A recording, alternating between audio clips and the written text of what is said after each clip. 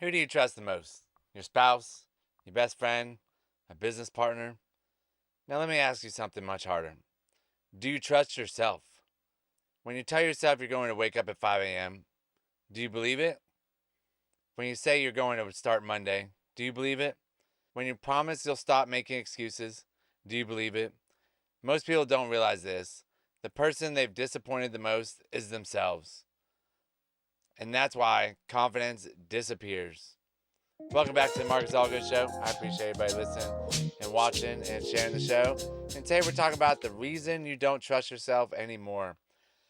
And trusting yourself is very, very hard to do, even from when you're younger to when you're older. And until you can really figure it out and really start trusting yourself and not letting yourself down, then it's just really, life's really, really hard. But you really got to start trusting yourself and building that confidence up in yourself. Even if you make mistakes along the way, it's going to be okay. You can still build confidence while making mistakes as long as you trust yourself and you do what you say you're going to do. Let's talk about some of the lies we tell ourselves. People say, I need more motivation. I need more discipline. I need to believe in myself. No, those aren't the first problems. The first problems is this. You stop believing in your own word. You don't trust yourself. Imagine having a friend who broke every promise. Eventually, you wouldn't even trust them anymore. So why would you trust yourself after breaking hundreds of promises over and over and over again? How many times do you let your friend say, hey, I'll pick you up, and then just not pick you up? Or, hey, let's go meet up for drinks, and then they just never show up? Or they always cancel on you. How many times do they have to do that before you just quit inviting them places or even just quit talking to them? It doesn't take a whole lot of time before you actually stop talking. And to keep doing it over and over and over, like hundreds of times to yourself, and you keep trying to show up for yourself, but your confidence just beat down so much, is all because those 100 promises you broke. Imagine promising yourself 100 times and actually following through. Like, how much confidence you think you would actually build up by doing that? Every broken promise leaves a scar, just a little tiny scar, just like that, that, that, that. But tiny little scars build up over time. Most people think that broken promises just disappear, and they really don't. Every time you say, I'll start tomorrow, I'll go to the gym, I'll save money, I'll stop drinking, I'll stop scrolling, and then you don't, your brain keeps score. Nobody else is noticing but yourself. Little by little, you begin believing, I'm someone who doesn't follow through. I just don't, I'm just not that person that follows through anymore. Every broken promise quietly becomes part of your identity. And that's what we're trying to break during these podcasts. Like, we're trying to break the identity that you're a failure, or are that you break your promises and that you just aren't confident. Like, we're trying to build confidence and build up promises to ourselves. We're trying to build ourselves back up during these podcasts, not beat ourselves down every time. Why we break promises to ourselves so easily? It's so magical. It's like easy, easy. It's crazy how it's done. But here's the thing, the super strange part. You'd never skip picking up your child from school because you didn't feel like it. You never casually miss an important meeting with your boss. You never casually miss an important meeting with your boss. You never ignore your mortgage payment because your motivation was low. I just don't feel like it. So why do we treat ourselves differently? Because there are usually no immediate consequences. No one calls, no one gets angry, nobody holds us accountable except our future self. Like, you are the person that holds yourself accountable. You have to be the one that says, I will do it on Monday, and then you start on Monday.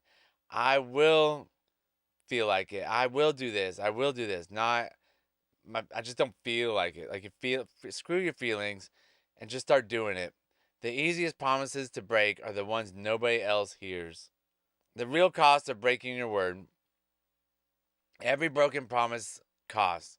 It costs your confidence, it costs your discipline, it costs your identity, it costs your momentum, your self-respect. People think they're losing motivation. They're actually just losing trust in themselves. And trust is much harder to rebuild than motivation. Confidence isn't something you find, it's something you earn from yourself. Little by little, day by day, You earn that confidence back over and over and over and over again. But it also goes the other way. If you just beat yourself up over the time, don't do the things you say you're going to do, your confidence goes little by little. It just doesn't drop off. Like tomorrow, I'll just lost all my confidence. No, it just drops off little by little as you keep going. The snowball effect, one broken promise rarely stays one promise. Miss one workout, now you skip two. Break the one budget, now your spending becomes much easier. Hit snooze one morning, now it becomes a habit. Small compromises become identities. That's why success and failure both compound. The life you're living today is largely the result of promises you've consistently kept or consistently broken. It goes both ways.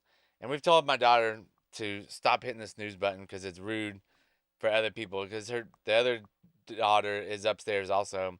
And you can hear that alarm all the way downstairs. So every time she snoozes it, she's waking somebody else up and then doesn't care about that person. She only cares about herself, but she's breaking her promise to herself because she said she was going to get up early. But here we are hitting the snooze button. So we're trying to break her of that big time. How do you build trust with yourself? Make smaller promises. Doesn't have to be huge ones. Stop saying, I'm going to change my whole life. Instead, I'm going to walk for 15 minutes. Small wins create trust. So you got to stop over promising. People make emotional promises, then really rarely show up, and then reality shows up. Don't promise perfection, promise consistency. Don't promise that you're going to be there knowing that you're not going to go somewhere or show up for somebody, or even promise yourself that you're going to do something and not do it at all. And that's for yourself. Keep one promise every day. One, just one. That starts changing your identity. One little promise to yourself. I will do the dishes today, or I will go for a walk, or I will eat an apple today, or I will eat some chicken breast. Like there's so many small little wins that you can do throughout the day over and over and over, but just start with one. Treat your word like a contract. Ask yourself, if someone else heard me make this promise, would I still break it? That's why it's okay because it's only you. It's because you're the only one there. Nobody's holding you accountable for it. So you have to be your own accountability person and hold yourself accountable to it. Every day I wake up, I don't want to go work out, but I do. I hold myself accountable. I said I was going to go work out, so I got to go work out. Become someone who finishes, not someone who's excited, not someone who's motivated, someone who finishes. Your reputation with yourself is more important than your reputation with anyone else. All you got to do is just get it, like, finish what you say you're going to do. It's not even that hard. Like, I'm going to wake up at 5 o'clock. So wake up at 5 o'clock. Just wake up. It's not that hard. Go to bed early. I'm just going to go to bed early. You might lay there for a little bit, but eventually you will get tired. But to start the habit of going to bed, being in bed by 9 o'clock every day is where it all starts. Eventually you're going to get tired enough to where you will fall asleep and then you will wake up early enough.